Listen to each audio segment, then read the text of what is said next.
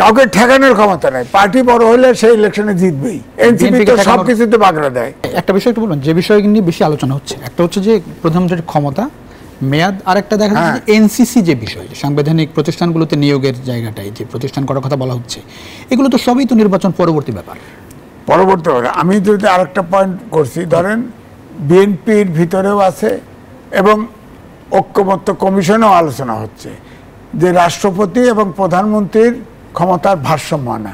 আপনি যদি রাষ্ট্রীয় প্রতিষ্ঠানগুলোকে আপনি স্বাধীন করেন এবং নির্বাচন যদি নিরপেক্ষ করেন, ক্ষমতা হস্তান্তর নিরপেক্ষ করেন এবং এখানে যদি ক্ষমতার ব্যালেন্সটা করে দেন, তাহলে তো আপনার প্রত্যাশা পূরণ হয়।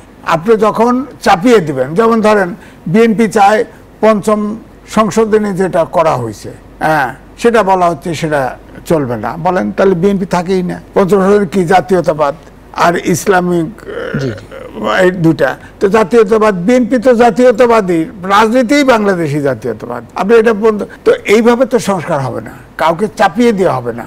ডক্টর মোহাম্মদ ইউনূস প্রথমে বলেছিল, আপনি ইউটিউব সার্চ পাবেন, যে যতটুকু রাজনৈতিক দলরা সংস্কারে একমত হয় ততটুকু নিয়ে নির্বাচনে বারংবার বলেছে, না হলেও নির্বাচনে যাব, ওয়েবসাইটে দিয়ে দেব, কে কোথায় হ্যাঁ করছে কোথাও না করছে জনগণ সেটা বিচার করবে। আমার কথা হচ্ছে জনগণ যতক্ষণ পর্যন্ত নিরপেক্ষভাবে ভোট দেওয়ার মতো ক্ষেত্র তৈরি না হবে ততক্ষণ পর্যন্ত সরকার বদল হওয়ার চান্সও কমে।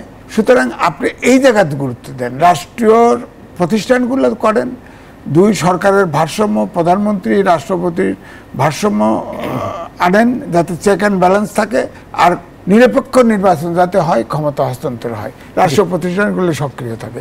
এইভাবে আপনি দেখেন, দেখলে তাহলে আমার মনে হয় যে যে প্রত্যাশাটা যেটা করা হচ্ছে, কাউকে ঠেকানোর ক্ষমতা নাই। পার্টি বড় হলে সেই ইলেকশনে জিতবেই, এটা ঠেকানোর কোনো টার্গেট নিয়ে করলে ঠেকানোর ইয়ে দেখছেন আপনি? মানে আমি অ্যাটিটিউড তো তাই দেখতেছি।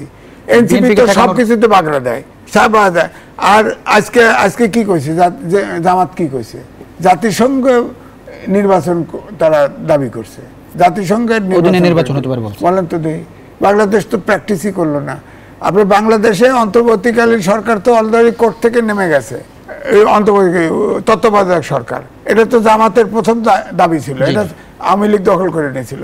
ওই তত্ত্বাবধায়ক সরকার করুক না, সেটা ভালোভাবে করুক, সবাই মিলে একমত করে নির্বাচন করুক না, নিরপেক্ষ, সমস্যা তো নাই।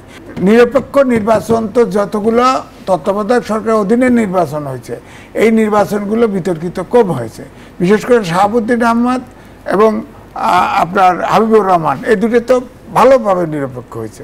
তা আপনি এটা করেন না, শক্তিশালী লোক দিয়ে করেন না।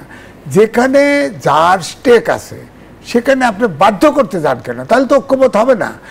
সব ইস্যুতে যদি ঐক্যমত হয়, আপনি বলেন তো দেখি, বিএনপির পলিটিক্স জামাতের পলিটিক্স এক, জামাতের পলিটিক্স বামপন্থীদের পলিটিক্স এক, আপনি এক করতে চান কেন?